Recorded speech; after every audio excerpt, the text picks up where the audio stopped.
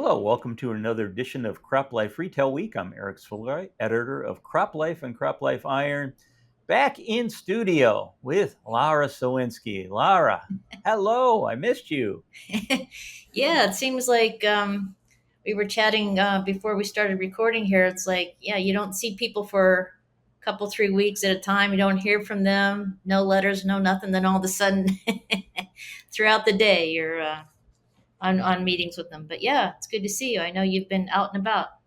I have, and actually, yeah, along those lines, what you were saying, I had a friend who used to say it's like being at a bus stop. You stand there for like hours and not see anybody, and then all of a sudden, everybody shows up all at once. So, Yeah, funny how that Um, happens. but that's bus schedules, right? Anyhow, yes, actually, I have been out and about quite a bit. But before I mention where I've been and who I've seen, big thank you to our friend Dan Jacobs for sitting in for me last week with you to talk shop. And hopefully, our viewers enjoyed a little bit of the preview Dan gave of what he's going to be working on with his new podcast that's in the works. So. Right, smart tech decoded. Yes, yes. So, hey, I was at the Mid America Crop Life Association annual meeting that took place in Kansas City in early September.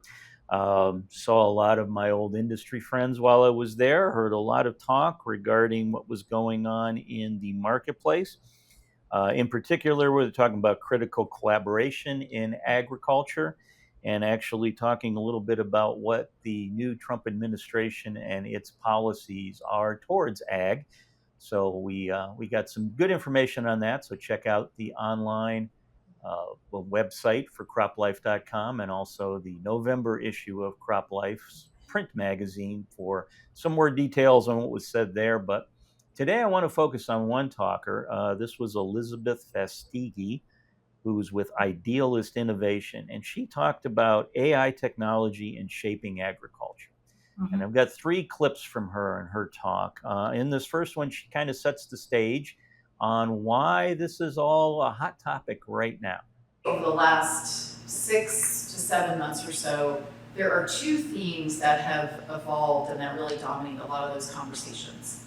The first of that is that uncertainty absolutely abounds. Whether we're talking about where we are within our own economy or thinking about global affairs and how that's actually impacting our industry, that's weighing pretty heavily on people's minds. And also, that agriculture is in a tough spot. Whether we're looking at where commodity prices are or just the realities of multiple consecutive years of net farm losses in a lot of regions, many are arguing that we are in a particularly difficult cyclical downturn. So I want to validate the feelings of uncertainty because they are real. They are very much in our headlines, in our customer meetings, and for many of us in a lot of our dinner time conversations. So, with that, Laura, with that introduction, Elizabeth then talked about why she was talking about two things in the marketplace: demand and production, and Mhm. how those two areas are actually impacting what's going on right now when it comes to AI. So, here's that clip. What is happening in terms of global affluence and the types of products that are in demand. That this is no longer just about calories, but really about higher value products, certain types of nutrition levels of density. Certainly geopolitics and some of the shifting things that we're seeing in trade patterns is having a pretty big impact. And then of course we have human health, which is pretty closely aligned with some of what we're seeing on that global affluence in terms of many really seeking a demand for nutrient-dense foods and a bigger demand for fresh fruits and vegetables. Meanwhile, on the production side, we are facing a lot of headwinds, whether it's dealing with more uncertain weather events. There's also some really big changes that we're seeing in terms of the role that technology can and should play, and where some are leveraging that more than others. And there's also some big changes happening around ownership. And this is no longer just about land and equipment, but actually who owns data and information. And the confluence of actually a lot of these things coming together at once is having some very significant impacts. because any one of these is pretty consequential. But when you look at them in aggregate, they actually require a very new approach. And they require a capability for thinking through multiple factors and the complexity that requires us to really grapple with. So, Laura, now with the stage set for what's going on in the market, her comments on demand and production, she finally got to talking about artificial intelligence, data, and how that all ties into agriculture and why agriculture is primed to actually employ these systems in its mix. So the pace of adoption of these capabilities has done quite a bit to actually accelerate innovation across a broad range of industries. And this is absolutely true within agriculture as well. This is an incredibly rich, data-rich industry. We have gotten very good at capturing certain types of information when we think about the sophistication of machinery that we have on farm.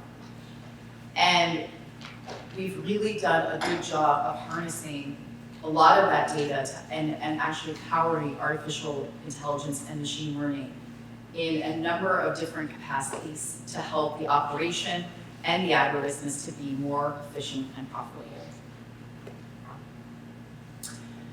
Now, almost 3 years ago, it was November 2022, for those that are keeping track, ChatGPT was released as a relatively simple to use consumer application. And this placed generative AI much more prominently in the public consciousness. And if you think about it, this feeling of artificial intelligence kind of being in the headlines, of the buzz around it, it really is a function of this particular tool of capability coming on the scene about 3 years ago. And I know that for me around this time, an important question became, well, how is this different than general artificial intelligence, which we've already been employing in some capacities? And is this a lot of hype, or is there actually something here to these capabilities and what we can accomplish? So I asked these questions. And one of the things that I came to realize in this research and kind of, peeling back the layers of this a little bit, is that generative AI specifically offers the opportunity to boost productivity by automating a lot of tasks and a lot of business processes in a way that we just really haven't been able to do before. So that's what Elizabeth Fastigi had to say regarding AI and how it's going to shape agriculture going forward. I know I myself found her entire keynote address at the MACA meeting riveting, and I thought what she said was spot on. And I think you say you know her as well, don't you? The name, we were hoping to, if this is the correct person, I believe it is. I think she was previously with AWS, and you're right. We've read a lot of stuff that she's talked about, and she certainly has her finger on the pulse of what's going on. I think like you said in this last clip about we have the data now. Let's use it and share it. How do we do that in seamless, real time ways? And that's kind of again just where smart tech and this interoperability connectivity play comes in. We're at that point now. We're at that point where we're able to share and use this stuff in a way that really will enhance what we've been doing with the data. So pretty Yeah. cool stuff. Yeah. Yeah, and again, I know this all ties into what we're trying to do here at CropLife with smart tech. So I'm sure it's not a topic where is going to be very scarce at any trade show going forward. I think everybody will be focusing on this topic as we move over the next couple of months and into 26. Right. And she would obviously make a great candidate for an upcoming podcast on Dan's Smart Tech Decoded. So we'll make a note of that. Fingers crossed we That's can right. see about getting her on board. Yeah. So, hey, one other thing to mention, I know while I was out, at the MACA meeting, a lot of people were talking about the Make America Healthy Again Commission report that was expected to come out any day. And as we record this video, it has now come out.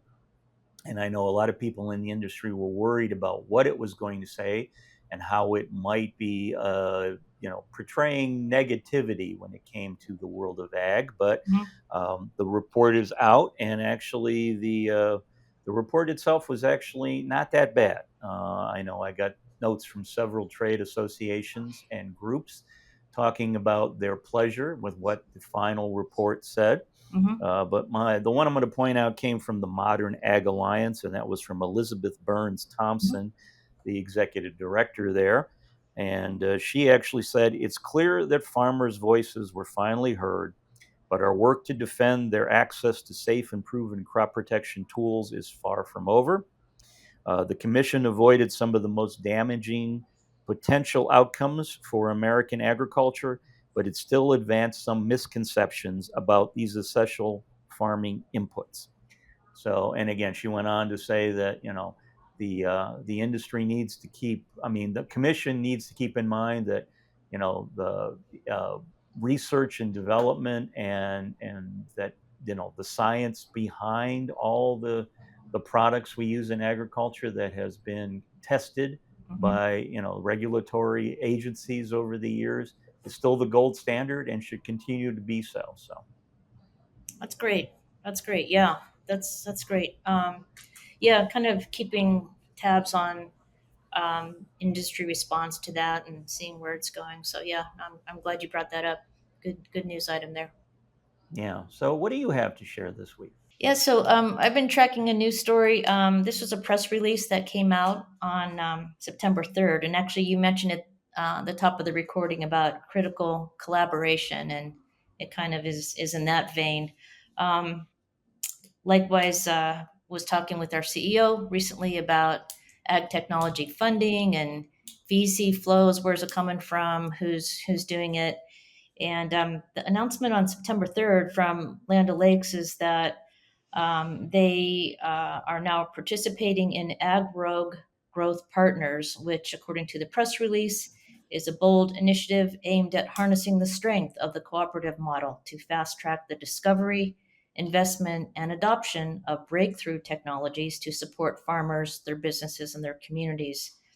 So, as we know, again, the money, VC money, wherever it's coming from, Silicon Valley, whatever, we've seen it kind of ebb and flow. And certainly in the last year or so, we saw a significant drop, although we're seeing some return of that money flowing in particular segments of AgTech, not just a wholesale throwing money at it.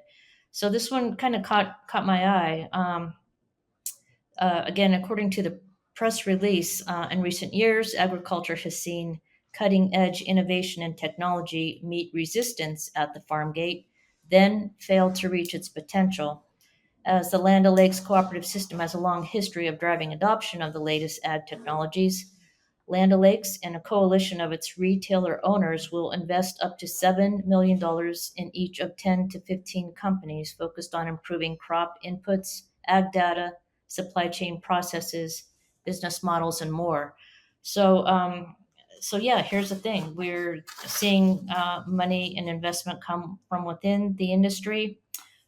These partners mentioned in the press release from Land O'Lakes include Keystone Cooperative, Central Valley Ag, Farmers Cooperative, Dorchester, Farmward Cooperative, and Alabama Farmers Cooperative, and lastly, Greenpoint Ag. So this is really great news. And I'm sure our CEO will be thrilled as well. In fact, he was the one that suggested, "Hey, let's track him down and see if we can get a little more info on this." But really nice development, ag tech funding and investment coming from within the industry as well. So That's a good point too, because I know the one thing we've seen a lot of in the last couple of years, it used to be the old model was you wanted some business that some other company had, you acquired them. mhm, But mhm, in recent years, it's been more okay. You have your strengths as a company, we have ours. Let's pool our resources and collaborate. So mhm, very good. mhm. Yeah, yeah. So hope to set up an interview real soon and learn more, and we'll report back on an upcoming episode of Retail Week.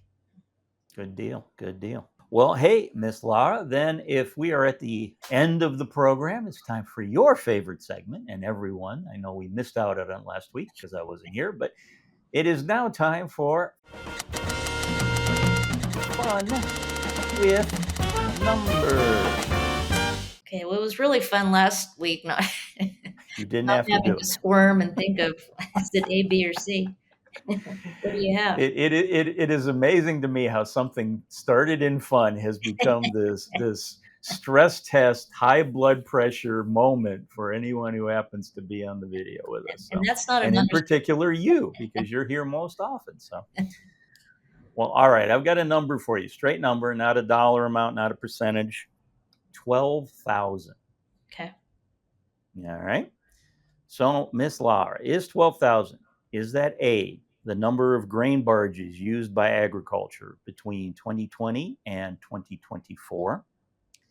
Is it B, the number of satellites currently in orbit around the Earth helping track land area? Is it C, the average number of corn plants planted per acre? Or is it D, the number of miles driven by Laura when she, quote unquote, takes a ride around Texas, unquote? I know it's a big state, so. Oh my gosh. Um, wow, this one's a little more difficult. I'm going with A, the number of grain barges. No, No, I'm sorry. The correct answer is B, satellites? number of satellites. Yeah, this came from Elizabeth Fastigi's Uh, speech. She mentioned that, as agriculture is looking to utilize more technology, that there are 12,000 satellites in orbit that can help agriculture out when it comes to tracking land, scouting land, looking at land, which I thought was a real impressive number. So. that is almost scary. Well, 12,000. I was going to say, unless you're Well, planning to take a space plane into orbit and maybe run into some of this. I mean, apparently there's enough space up there oh that gosh. things that are up there doesn't run into they don't run into each other. So Man, it's okay. So. talk about air traffic control. Amen.